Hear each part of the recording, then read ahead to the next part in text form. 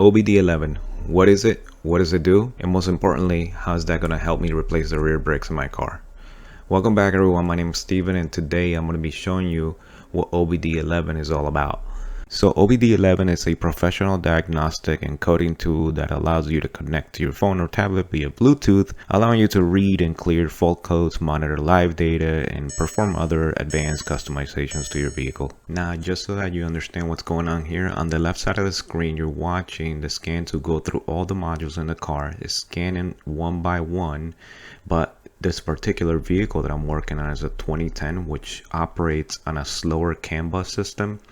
Vehicles that operate on the new modern CAN bus system, the scan tool will go through all the modules a lot faster. This roughly took about 3 minutes, give or take, but I sped through the video so that you won't be bored watching it. Now that the tool scanned through all the modules, you can see that there are some fault codes present in our radio, and I could actually clear them out if I want to. I go into tire pressure and I can also see some fault codes, and depending whether it's a hard fault or not, it will clear right out. At the right of the screen, I threw some sample screenshots of what fault codes look like. So now let's get into our parking brake, and you can see whether it has fault codes or not. But actually, before I do that, let me show you this one-click apps feature. And one-click apps allow you to enable or disable features that already come in the vehicle without having the need to enter manual loan codes or enter into adaptation channels yourself and having to put the loan code on there. So let me give you an example. If this vehicle allows you to disable the seat belt warning chime, you could do that through this, right? If the vehicle also has the option to adjust the DRL brightness, you could also enable it or disable it. And I think you get the idea. So now back to our electronic parking brake. So if we want to replace our brake pads, right, it'll tell you right on top there's 10 credits that are needed, but it also tells you the instructions of everything that you have to do, along with some warnings. Like, for example, if you're going to have the key on, engine off, make sure that you connect a charger to it, and that also it is normal that the LED in the parking brake switch and the warning lamp in the instrument cluster will be blinking as well. So as we go through the purchase credits, right, we talked about that it needed 10 purchase credits. This is where you select how many credits you get to purchase, whether you want 10, 100 or more, or you can get one free credit, and you can see here that makes you watch an ad for however long it is. I'm not really sure how many ads it lets you watch, but whatever the case is, I decided to purchase it because it's only at $1.49, and that's at the time that I was recording this video. I don't know how much it's gone up now or in the future when you're watching this, maybe $2, $2.50. Not exactly sure, but whatever the case is, if you're going to be using this as a personal device, and that's totally up to you which version of this OBD11 you want to buy. But if you're going to be using it for multiple vehicles or just that one vehicle that you have, but you're going to be using on a weekly basis, or you're going to be playing with it, then perhaps you should go for the pro version. You can see here that 500 credits was $33.99. So I'm going to go and purchase the $1.49 option because that'll give me 10 credits, which is exactly what I need, because today all I'm doing is replacing the rear brake pads on this car. So now you can see that once I purchase that, it will grant me access to do that one function, which is retracting the electronic parking brake. And in case you're curious, this is what it sounds like when it's being retracted.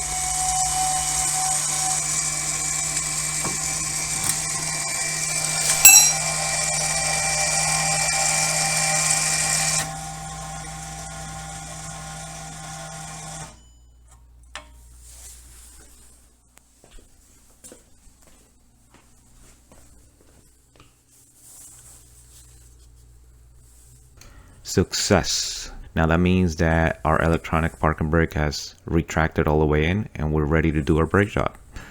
So now let me tell you before I do this brake job that I am not sponsored by OBD11. This is simply a tool that I use and I thought it was pretty cool, so that's why I put this video together for you.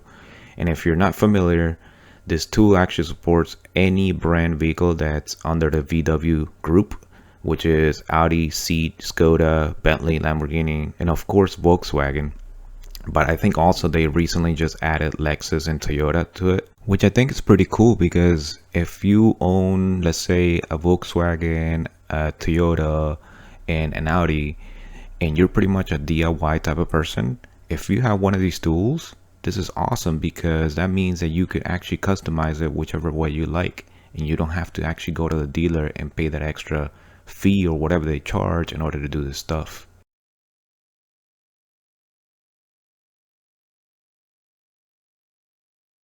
Now folks, I hope that if you made it this far and you were confused as to how OBD11 works and I made it a little bit clear for you, please consider liking this video and consider subscribing as well.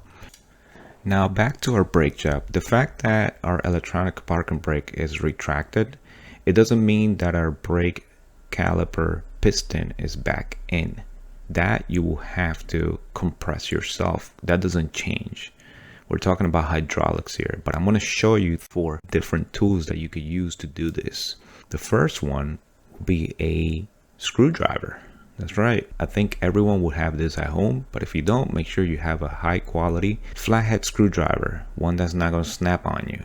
And what you do is you wedge that flathead screwdriver between the brake pad and the brake caliper.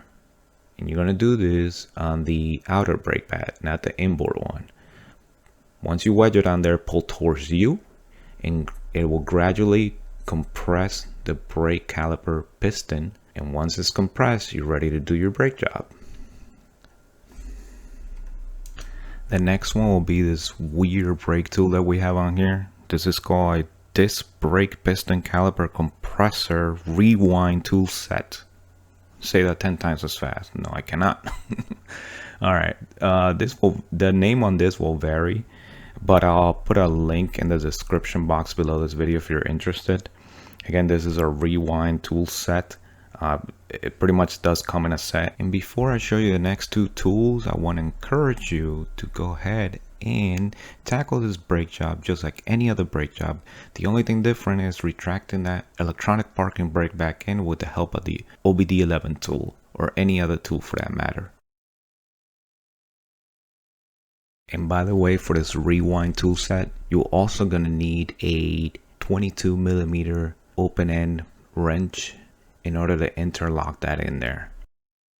The other tool that I wanted to show you was a big mouth channel lock pliers, and this is a smaller one. You want a big one. This was just for demonstration purposes, but the last in favor of mine is this one you're seeing on hand right now. This is another one that goes by different names, but it's pretty much a tool that works even better on floating calipers with dual pistons on each side. You could use this as well, and I'll have the link right below. If you like this type of content, consider liking it and subscribing. Thanks so much for educating yourself and making progress. You'll see me in the next video, and best to you.